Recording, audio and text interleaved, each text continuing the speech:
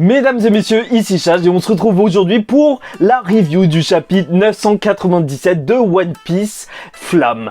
Et en fait, ce titre de chapitre, il est symbolique. Pourquoi? Parce que, en fait, non, c'est même pas un symbole. C'est carrément les flammes qui ramènent Onigashima à la capitale des fleurs. Et c'est là que j'ai envie de dire, en fait, que dans One Piece, c'est toujours la même chose. Enfin, c'est toujours la même chose. C'est pas péjoratif, mais en gros, Oda, pour rendre la fin de son arc à chaque fois hyper grosse en tension, alors il va nous placer un chrono au-dessus de la tête. À Enies Lobby, t'avais le Buster Call de Spandam. Sur l'île des hommes poissons, c'était l'Arche qui était en train de tomber, je crois. Il y avait quoi d'autre? En fait, si, à la Basta, c'était la guerre civile. Sur l'arc de Skypiea, c'était Eneru qui était en train de s'envoler. En fait, à chaque fois, Oda, pour rendre son arc impactant, il va rajouter une autre contrainte que juste le combat. Et là, ça va être que si Onigashima, ça s'écrase sur la capitale des fleurs, bah, il va y avoir un massacre.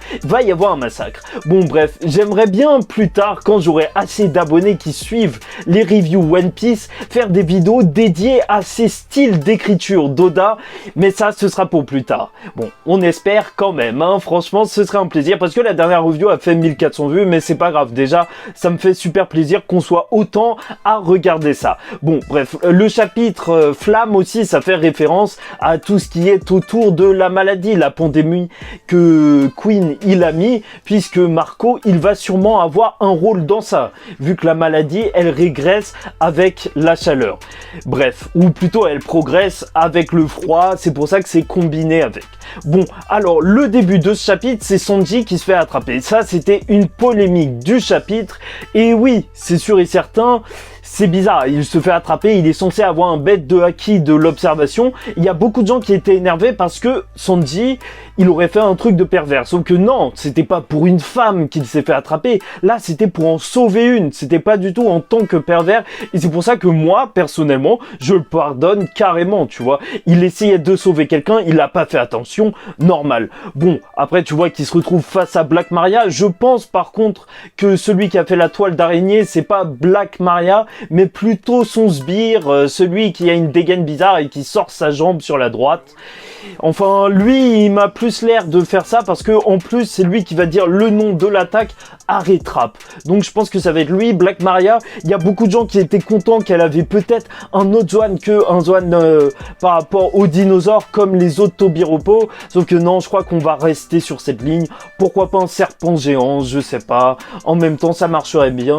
Il y a même des gens qui pensent qu'elle pourrait être un travesti ou un bail du genre, et c'est pour ça que Sanji pourrait l'affronter. Là, je sais pas du tout pourquoi ils ont sorti ça. J'avoue, j'ai regardé quelques reviews, j'ai pas regardé celle du Mont Corvo, mais j'ai pas du tout capté quand même. Après, peut-être que c'est moi qui ai juste mal suivi.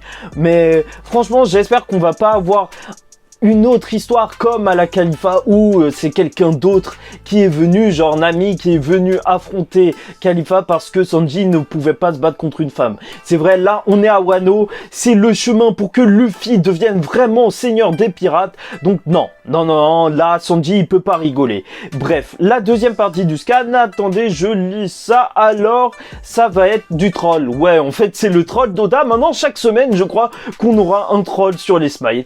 Parce qu'apparemment on n'avait pas compris que les smiles c'était dégueulasse, donc Oda en rajoute et c'est sympa parce que c'est juste fait en une page à chaque fois. Encore un nouveau duo, et d'ailleurs il y en a un qui s'appelle Poker, et franchement par contre c'est peut-être le smile le plus stylé qu'on a vu jusqu'ici. Franchement il a la classe ce smile, alors que tous les autres ils sont dégueulasses. Même celui juste à côté de lui, genre la fille avec le gorille, moi je trouve que ça passe pas du tout. Mais ça m'a fait plaisir que en fait l'esquive elle s'est faite par rapport au fait qu'il y ait des samouraïs qui aient construit une échelle pour que Luffy passe.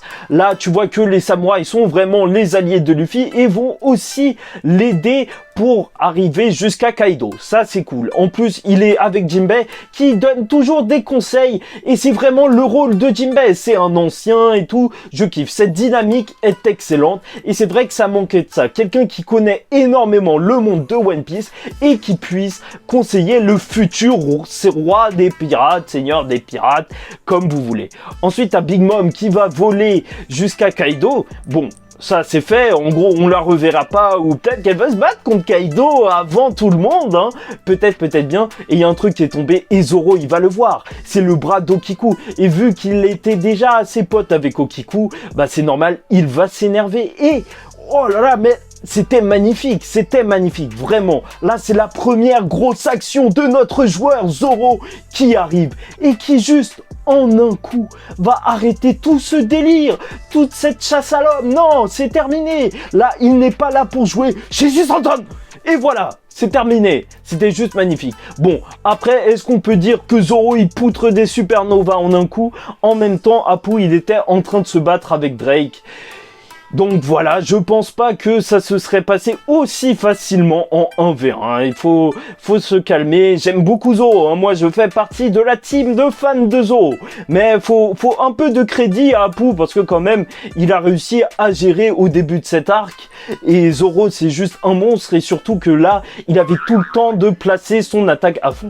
Ah purée, je suis désolé pour la notification. Ensuite, t'as Zoro qui va demander à Chopper de s'occuper de tout ça, de toute cette pandémie que Queen a lâché et Queen va s'énerver, bien sûr, il va essayer de lui tirer dessus et Zoro va calmer Queen tout de suite parce que ça nous suffisait pas, juste calmer Apu en un coup, ça suffisait pas. Là, il a détruit le gun de Queen à plusieurs kilomètres, facilement comme ça, c'était juste excellent. Là, Zoro, là, il a repris son rôle, là, t'as trop envie de le voir se battre, moi, ça m'a trop hypé. En plus, voilà, il le dit, il est là pour découper l'homme le plus fort du monde. Enfin, le plus fort du monde, pas l'homme, parce que on sait, Kaido, ça doit être un truc chelou, mais c'est pas un homme. Mais en tout cas, c'est le pirate le plus fort du monde en ce moment.